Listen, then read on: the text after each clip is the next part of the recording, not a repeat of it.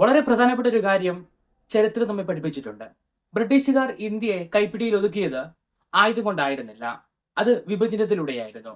സമൂഹത്തെ ഭിന്നിപ്പിച്ചു, അയൽക്കാരന്റെ ശത്രുവാക്കി, രാജ്യങ്ങൾ തമ്മിലുള്ള ശത്രുത മുതലെടുത്തു. എന്നാൽ ഈ സാഹചര്യത്തിൽ നിന്ന് ഇന്ത്യ സ്വാതന്ത്ര്യം നേടിയത് ദേശീയ പ്രസ്ഥാനം രൂപം കൊണ്ടതിലൂടെയും ഇന്ത്യൻ ജനത ഐക്യപ്പെട്ടതിലൂടെയുമാണ്.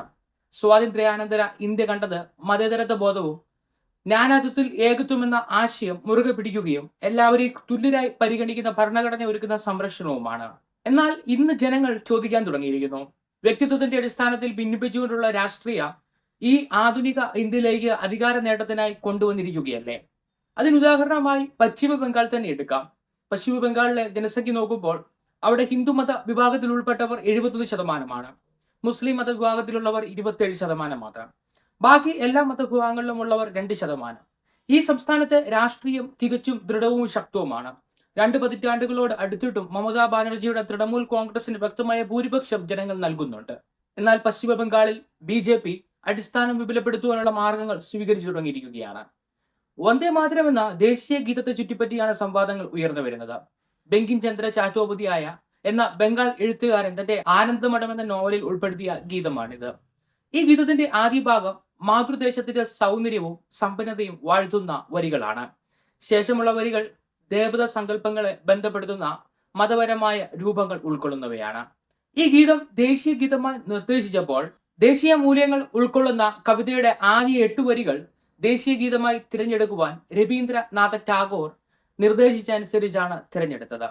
എന്നാൽ നിലവിലെ സർക്കാർ ഈ ഗീതത്തിന്റെ പൂർണ്ണ രൂപം ഔദ്യോഗികവും അനൌദ്യോഗികമായ വേദികളിലും സ്കൂളുകളിലും ആലപിക്കണമെന്നും ദേശീയ ഗാനത്തിന്റെ മുൻപ് ഈ ഗീതത്തിന് സ്ഥാനം നൽകണമെന്നും വിജ്ഞാപനം ഇറക്കിയപ്പോൾ ഉയർന്ന നിരവധി ചോദ്യങ്ങളും ആശങ്കകളുമുണ്ട്. സാംസ്കാരിക വ്യക്തിത്വമാണോ ദേശീയതയുടെ അടയാളം? അങ്ങനെ സാംസ്കാരിക സൂചിക രാഷ്ട്രീയ തന്ത്രം ആവുകയാണോ? മതപരമായ വികാരങ്ങളെ സംതൃപ്തിപ്പെടുത്തി രാഷ്ട്രീയപരമായ നേട്ടം കൊയ്യുകയാണോ? ഇത്തരം മതപരമായ വികാരങ്ങളെ സംരക്ഷിക്കുവാൻ അല്ലെങ്കിൽ സംതൃപ്തിപ്പെടുത്തുവാൻ ഈ രാഷ്ട്രീയ കക്ഷി ഈ കാര്യങ്ങൾ ചെയ്യുന്നതിലൂടെ എന്താണ് സംഭവിക്കുന്നത്?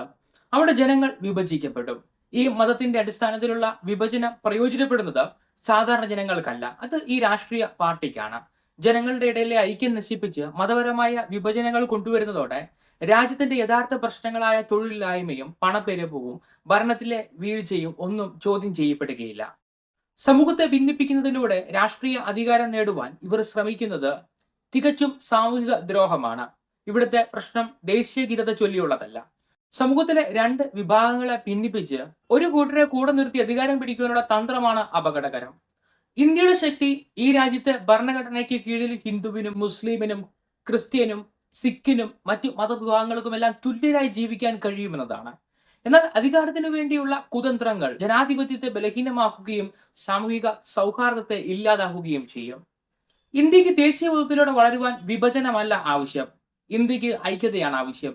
ഒരു വിഭാഗത്തിന് മുൻഗണന നൽകി അതിലൂടെ രാഷ്ട്രീയ അധികാരം സ്വന്തമാക്കുക എന്ന ലക്ഷ്യം അധികാര കസേരയിൽ എത്തുന്നവർക്ക് മാത്രമാണ് ഗുണം ചെയ്യുന്നത്. ഈ വസ്തുത സാധാരണക്കാർ മനസ്സിലാക്കേണ്ടതുണ്ട്. പഴയ രാഷ്ട്രീയ ചിന്താഗതികളിൽ നിന്ന് നാം മാറേണ്ടതുണ്ട്. വീണ്ടും ഇന്ത്യ വിഭജിക്കപ്പെടരുത്. ഒരു വിഭാഗം ഉയരുകയും ഒരു വിഭാഗം അവഗണിക്കപ്പെടുകയും ചെയ്യുന്നതായി പ്രത്യക്ഷത്തിൽ തോന്നുമെങ്കിലും ഇതിൽ ഒരു വിഭാഗത്തിൽ ഉൾപ്പെട്ട സാധാരണക്കാർക്ക് ഒരു പ്രയോജനവും ഉണ്ടാകില്ല. സാമൂഹിക സൗഹാർദ്ദം നൽകുന്ന മനസ്സുഖം ഈ സാമൂഹിക മേൽക്കോയ്മയ്ക്ക് നൽകുവാൻ കഴിയില്ല. അതുമൂലമുണ്ടാകുന്ന അസമാധാനം മാത്രമായിരിക്കും അനന്തരഫലം.